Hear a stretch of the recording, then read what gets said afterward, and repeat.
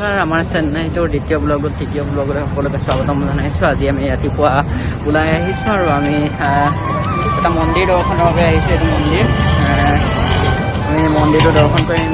যিহেতু সকলোৱে জানে সুন্দৰ পৰিৱেশ বিৰাজ কৰে চেন্নাইত, আৰু এনেধৰণৰ মন্দিৰসমূহ দেখিবলৈ সাধাৰণতে পোৱা যায় চেন্নাইত। আৰু ভিতৰতে সোমাই যাম, লগতে আপোনালোককো লৈ যাম। বলকচোন এই মন্দিৰৰ ভিতৰতে সোমাই যাম আৰু সুন্দৰ পৰিৱেশে বিৰাজ কৰিছে ছাইডৰ এটা সুন্দৰ পৰিৱেশ। চাওঁ আহক।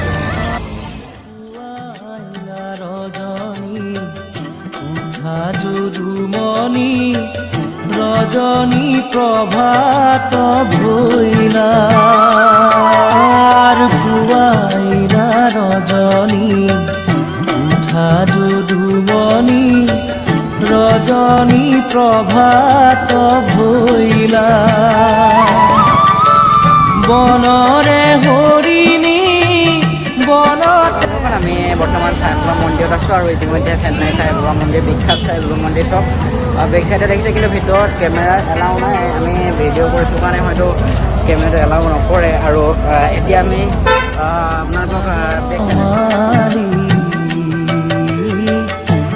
জগতৰ প্ৰতিহে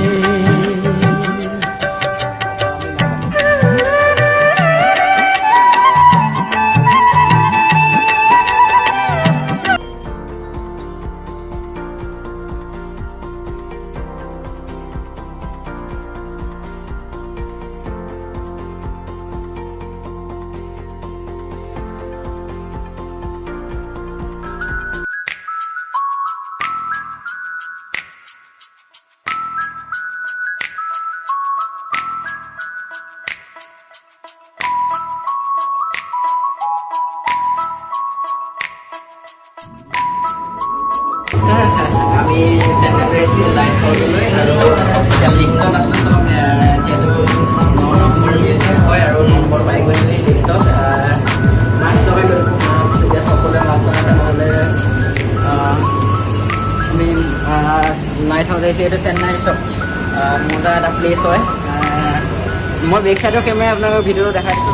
এতিয়া আমি ওপৰলৈ যাম। লাইট হাউচৰ এইটো চেন্নাই লাইট হাউচ, আৰু সুন্দৰ প্ৰাক পৰিৱেশ। আৰু আপোনালোকক এটা বস্তু দেখাম, চাব নেকি? এইখন সাগৰ, এইখন সাগৰ কেনেধৰণে সুন্দৰ পৰিৱেশ, আৰু জীৱনৰ প্ৰথমবাৰ সাগৰৰ পাৰলৈ আহিছোঁ। মনটো ভাল লাগি আছে। আৰু সাগৰখন কিয়নো আপুনি চাওক, বেছি দূৰত নাই আমাৰ পৰা, প্ৰায় কিন্তু দূৰটো আছে, কিন্তু আমি ওপৰত আছোঁ কাৰণে 9 নম্বৰ মহলাত আছোঁ কাৰণে আমাক ধৰিব পৰা নাই। আৰু ওপৰলৈ যাম, আপোনালোকক লৈ যাম লগতে। সুন্দৰ পৰিৱেশে এই কি জীৱনত প্ৰথমবাৰ আহিছোঁ এনেধৰণে, আৰু আহিছোঁ।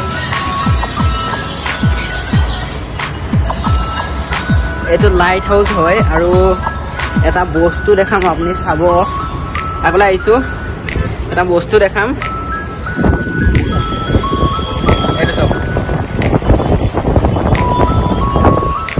এই বেক চাইডৰ বস্তুটো চাওক।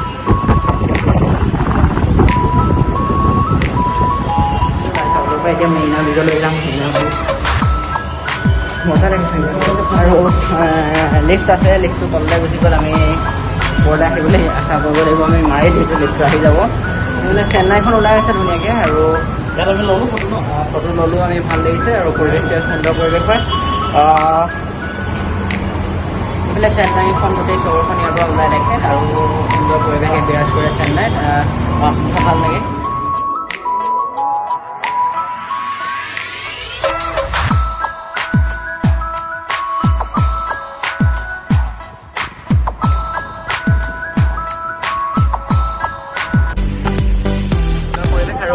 আমি লাইট হাউচৰ একদম ওপৰৰ মহলাত আছোঁ, আৰু ইয়াতকৈ ওপৰত আৰু নাই।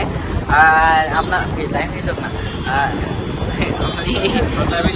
নাই অহা, আমি দেখাইছোঁ। আৰু চব এইখন আছে সাগৰ, এইপিনে মেৰিনা ব্ৰিজ আছে, চব আছে। আৰু লাইট হাউচত আছোঁ, আৰু ইতিমধ্যে চব কিমান তলত, প্ৰায় 9 ফুটমান তলত, 10 নম্বৰ মহলাত আছোঁ আমি এতিয়া লাইট হাউচৰ। সকলো ছেফটিৰ বাবে এনেধৰণে দিছে, আৰু আমি আপোনাক দেখাইছোঁ চব পৰিৱেশ সুন্দৰ ভাল লগা পৰিৱেশ। আৰু এইফালে আছে চেন্নাই চহৰ, আৰু এইফালে আছে লাষ্টত সাগৰ। এইখন হৈছে বংগোপসাগৰ উপকূলীয় অঞ্চলত অৱস্থিত চেন্নাই চহৰ, আৰু এইটো তামিলনাডুৰ ৰাজধানী চেন্নাই হয়। তাৰ লগতে এইটো এটা ঘৰ, এইবোৰ চব কি সুন্দৰ পৰিৱেশ আৰু এনেধৰণে মানুহবোৰ আহে ইয়ালৈ আৰু সুন্দৰ পৰিৱেশটো চাবলৈ ভাল লাগিছে।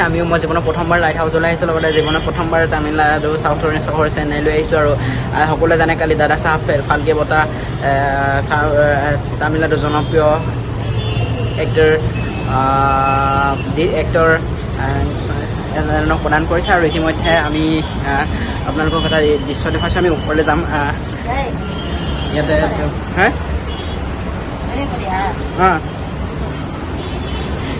বুজি নাপালোঁ।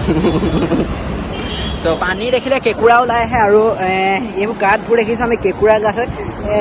কেঁকুৰা চাব, কেঁকুৰা মই দেখিছিলোঁ, আপোনালোকৰ পৰা ৰাখিব পৰা নাই। আৰু সাগৰ আহিব, পানী মাৰে, এনেধৰণে সাগৰে আহিব, উপকূলীয় বতাহ বলে, তাৰ মাজতে সুন্দৰ পৰিৱেশেও বিৰাজ কৰে। আৰু চেন্নাই চহৰখন সাগৰৰ বাবে বিখ্যাত। আৰু ইমান গৰম যদিও তাত এটা প্ৰতিকূলীয় সেৱা মাৰি থাকে বাবে চেন্নাইত ঠাণ্ডা হয় অলপ। সেই সাগৰৰ যোনটো বতাহ আছে, সেই বতাহেই মানুহ ঠাণ্ডা কৰি ৰাখে। আৰু আমি আগলৈ যাওঁ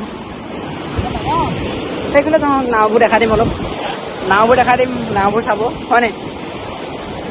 পানী একদম আহি গৈছে। আমি আৰু এটা কথা কৈ দিছোঁ, চিনেমাখনৰ যিটো চিনেমাৰ যিটো জেগা চইচ, আমি লোকেশ্যন চিলেকশ্যন বুলি কয়, আমি লোকেশ্যন চিলেকশ্যন কৰিছোঁ। এই বস্তুটো কি হয় বাৰু? এইটো কি নহয় আপোনাৰ ইডলি নহয়, আপোনাৰ চাব গোটেইটোতে পৰি আছে।